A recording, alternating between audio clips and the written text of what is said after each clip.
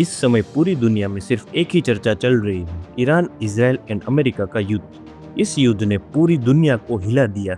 बहुत सी कंट्री के share market 10% तक गिर गए हैं। Traders watched Korea's Kospi stock index fall by 12.06%, its biggest drop ever. और सबके मन में बस यही दुविधा है कि क्या ये युद्ध वर्ल्ड वॉर 3 की ओर जा रहा है। तो आइए जानते हैं कि आखिर इस युद्ध के पीछे का कारण क्या है। नमस्कार दोस्तों and welcome to Eureka. Let's begin. दोस्तों, आज की इस परिस्थिति को समझने के लिए हमें टाइम में थोड़ा पीछे जाके ईरान की हिस्ट्री को जानना होगा। ईरान अपने कल्चर और लैंग्वेज में अरब देशों से काफी अलग है। ईरान एक मुस्लिम देश तो है, पर उनकी लैंग्वेज उर्दू या अरबी नहीं बल्कि पर्शियन है। और उनका एंशिएंट कल्चर भी इस्लाम से डिफरेंट है। जहां इस्लाम में किसी भगवान की बिलीफ सिस्टम नहीं थी, वहीं एंशिएंट पर्शियन जैसे ज़ोरोस्ट्रियनिज्म कल्चर भी कहा जाता है, उसमें भगवान की बिलीफ सिस्टम मौजूद थी। ज़ोरोस्ट्रियनिज्म में अहुरा माजदा, जिसे गॉड ऑफ विजडम और क्रिएटर ऑफ यूनिवर्स माना जाता है, मित्रा जिसे गॉड ऑफ लाइट माना जाता है, अनाहिता जिसे गॉडेस ऑफ वाटर माना जाता है, वेरेथ्रागना जिसे गॉड ऑफ वॉर माना जाता है, तिस्त्रिया जिसे गॉड ऑफ रेन माना जाता है, हाओमा जिसे गॉड ऑफ हेल्थ माना जाता है, वायुवाता जिसे गॉड ऑफ विंड माना जाता है। इस प्रकार से एंशिएंट पर्शियन बिलीफ आज की ईरान की बिलीफ सिस्टम से काफी अलग थी। ईरान की आज की बिलीफ सिस्टम ईरान के इस्लामाइजेशन की वजह से चेंज हो गई। ईरान बाकी अरब देशों से अलग इसलिए भी है क्योंकि बाकी सभी अरब देश के मुस्लिम्स सुन्नी हैं और ईरान इस रीजन का अकेला देश है जो कि शिया मेजोरिटी देश है। इस चीज को बताने का रीजन ये है कि आपको ईरान की फंडामेंटल वैल्यूज पता चले कि कैसे वो बाकी अरब कंट्री से अलग। अब टाइम में थोड़ा आगे चल के आते हैं 1925 में, जब ईरान में पहलवी डायनेस्टी ने खजर डायनेस्टी को चेंज कर दिया और रेजा खान ने खुद को ईरान का किंग घोषित कर दिया। इसी के चलते ईरान को मिली एक ऐसी सत्ता जो कि एजुकेशन, सेक्युलरिज्म, एंटी कम्युनिज्म और प्रोग्रेस का माइंडसेट रखती थी।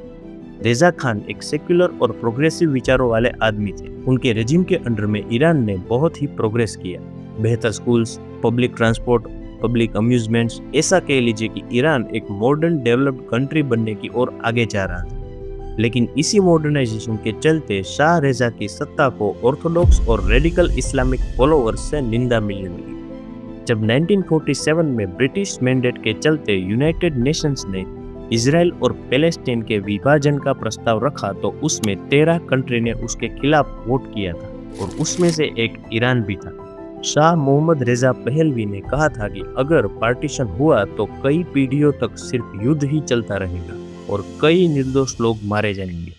और तो और ईरान तुर्की के बाद दूसरा मुस्लिम मेजोरिटी देश था जिसने इजराइल को एक सॉवरेन स्टेट के तौर पर रिकॉग्नाइज किया था। ईरान इजराइल के लिए अरब कंट्री के बीच में एक ऐसा नॉन अरब देश था जिसे वो अपना एक न्यूट्रल एलाई मानते थे। और इवन इजराइल अरब वॉर के दौरान ईरान ने इजराइल की ऑयल की डिमांड भी पूरी की। इजराइल के लिए जितना इम्पोर्टेंट ईरान था उतना ही इम्पोर्टेंट ईरान के लिए इजराइल भी था, क्योंकि ईरान यूरोपियन मार्केट में ऑयल इलाद एश्केलोन पाइपलाइन के थ्रू भेजता था जो कि इजराइल के ठीक बीच से होकर निकलती थी। और ये प्रोजेक्ट इजराइल के डेविड बेन गुरियन और ईरान के शाह मोहम्मद रेजा पहलवी के नेतृत्व में इजराइल और ईरान ने मिलकर बनाया था। दोस्तों, क्या आपको पता है इजराइल और ईरान जो कि आज के टाइम पे एक दूसरे पर मिसाइल बरसा रहे हैं, वो दोनों ने 1977 और 79 के दौरान जॉइंट मिसाइल प्रोजेक्ट फ्लावर भी शुरू किया था, जिसके अंडर वे दोनों की मिलिट्री जॉइंटली मिसाइल डेवलप करना चाहती है। और ये ही नहीं, जो न्यूक्लियर प्रोग्राम आज अमेरिका और इजराइल के लिए सरदर्द बना हुआ है, वो वाकई में अमेरिका की ही देन है। दरअसल हुआ यूं कि 1957 में अमेरिका के तत्कालीन प्रेसिडेंट ड्वाइट आइजनहावर के नेतृत्व में यूएसए ने ईरान के साथ एक civil nuclear cooperation agreement sign किया था, जो कि ड्वाइट आइजनहावर के एटम फॉर पीस का एक पार्ट था। और इसी के चलते तेहरान में ईरान की पहली न्यूक्लियर रिसर्च फैसिलिटी की शुरुआत हुई थी। 1967 में अमेरिका ने ईरान को उसका पहला 5 मेगावाट रिसर्च रिएक्टर भी दिया था। 1968 में ईरान ने न्यूक्लियर नॉन प्रोलिफरेशन ट्रीटी भी साइन की थी, जिसके तहत उसने कभी भी न्यूक्लियर वेपन्स ना बनाने का वादा किया था।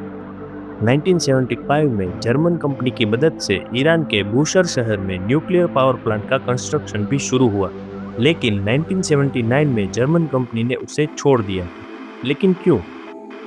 क्योंकि 1979 ये वो साल था जहां से ईरान में खामेनिज्म की शुरुआत हुई और एक ओपन माइंडेड ईरान बदल गया एक रिजिड इस्लामिक कंट्री में। पहले का ईरान जिसकी कोर वैल्यू प्रोग्रेस और ग्रोथ थी, अब उसी ईरान की कोर वैल्यू इस्लाम और शरिया हो गई थी। खामेनिज्म के फाउंडर रूहुल्लाह खामेनी, जो कि ईरान के पहले सुप्रीम लीडर बने थे, उसने ये घोषित कर दिया कि ईरान के रिलीजियस और पॉलिटिक्स की हायर अथॉरिटी में सिर्फ इस्लामिक क्लेरिक्स ही होंगे। और इसी विचारधारा के कारण ईरान के पॉलिटिक्स का सबसे पहला मोटिव हुआ to challenge the very existence of Israel.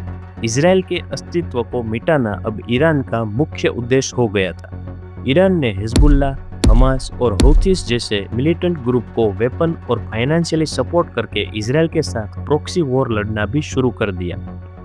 फिर 1980 में जब इराक ने ईरान पर केमिकल वेपन्स का उपयोग किया और बुशर सिटी पर एयर स्ट्राइक की, तब ईरान के लीडर्स को ये एहसास हुआ कि अगर हमें सरवाइव करना है तो हमें न्यूक्लियर प्रोग्राम को फिर से रिज्यूम करना होगा।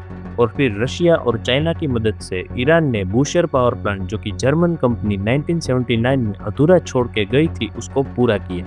2002 में ईरान के द्वारा देश से निकाले गए ओपोजिशंस के लोगों ने ईरान के नातांज और अराक में सीक्रेट न्यूक्लियर फैसिलिटी होने की इंफॉर्मेशन अमेरिका को दे दी। इसी के कारण ईरान को 2003 में तेहरान एग्रीमेंट साइन करना पड़ा, जिसमें ईरान ने वादा किया कि वो अपनी सारी यूरेनियम एनरिचमेंट और रीप्रोसेसिंग को स्थगित कर देगा और उसकी सारी पास्ट एक्टिविटीज को भी डिस्क्लोज करेगा। हालांकि ये वादा सिर्फ पेपर तक ही सीमित रहा। 2004 और 2005 के बीच इंटरनेशनल एटॉमिक एनर्जी एजेंसी ने यह जाना कि ईरान उनके वादों पे नहीं टिक रहा और अपनी न्यूक्लियर एक्टिविटीज अभी भी पूरी तरह से बंद नहीं कर रहा है। 2006 में ईरान के प्रेसिडेंट ने यह घोषणा की कि ईरान ने यूरेनियम U-235 एनरिच कर लिया। यूरेनियम का ये स्वरूप न्यूक्लियर फ्यूल्स के तौर पे इस्तेमाल होता है। अब यूएस और इजराइल को और कोई रास्ता नहीं दिख रहा था, तो बिना वॉर किए इस चीज को रोकने के लिए उनके पास एक ही रास्ता बचा था, वो था साइबर अटैक। 2010 में यूएस और इजराइल ने मिलकर स्टंक्सनेट नामक एक कंप्यूटर वर्म ईरान के न्यूक्लियर सिस्टम में इन्फिल्ट्रेट कर दिया, जिसकी वजह से नातांज प्लांट के सेंट्रीफ्यूज सिस्टम में काफी नुकसान हुआ। इजराइल ने 2010 से 2015 के बीच ईरान के कई न्यूक्लियर साइंटिस्ट का असैसिनेशन भी करवाया, लेकिन ईरान तब भी नहीं रुका। उसने अपनी न्यूक्लियर फैसिलिटी को और ज्यादा मजबूत कर ली। अमेरिका, यूरोप और रशिया की इंटेलिजेंस को ये डर लगने लगा कि अगर ईरान न्यूक्लियर लेटेंसी हासिल कर लेगा तो वो भी एक न्यूक्लियर वेपन्स वाला देश बन जाएगा। और ईरान के न्यूक्लियर वेपन होने का सबसे बड़ा खतरा किसी कंट्री को था तो वो था इजराइल। और यही वजह थी कि इजराइल ने 13 जून 2025 में मिलिट्री एक्शंस लेना सही समझा और ईरान के ऊपर एयर स्ट्राइक लॉन्च कर दी, जिसमें ईरान के मिलिट्री लीडर्स, न्यूक्लियर साइंटिस्ट और न्यूक्लियर फैसिलिटीज को टारगेट किया गया। 22 जून को यूएस ने किया very famous operation midnight hammer, जिसमें यूएसए ने B-2 बॉम्बर का उपयोग किया और बंकर बस्टर बॉम्ब्स की मदद से ईरान के न्यूक्लियर साइट्स को तबाह कर दिया। इसके जवाब में ईरान ने भी इजराइल पे मिसाइल से हमला किया और दोनों के बीच काफी दिनों तक युद्ध भी चला। फिर आता है 2026, जब यूएसए ने फिर से नेगोशिएशन का रास्ता खोलते हुए ईरान को जिनीवा में डील साइन करने को कहा, जिसमें ईरान ये वादा करेगा कि वो अपनी सभी न्यूक्लियर एक्टिविटी और यूरेनियम एनरिचमेंट को बंद कर देगा। लेकिन ईरान की मिलिट्री यानी कि ईरान रिवॉल्यूशनरी गार्ड यूएसए की शर्तों को एक्सेप्ट करने को तैयार नहीं थी। और फिर 28 फरवरी 2026 में यूएसए ने ईरान के लीडर अयतोल्लाह अली खामेनी की एयर स्ट्राइक के द्वारा हत्या कर दी। और फिर उसके बाद क्या हो रहा है ये आप लोग जानते हैं। तो दोस्तों, ये थी पूरी हकीकत ईरान, इजराइल और यूएसए के बीच के तनाव की। आई होप आपको ये वीडियो अच्छा लगा होगा। अगर वीडियो अच्छा लगा है तो लाइक कीजिए, शेयर कीजिए और सब्सक्राइब करना ना भूलें। धन्यवाद।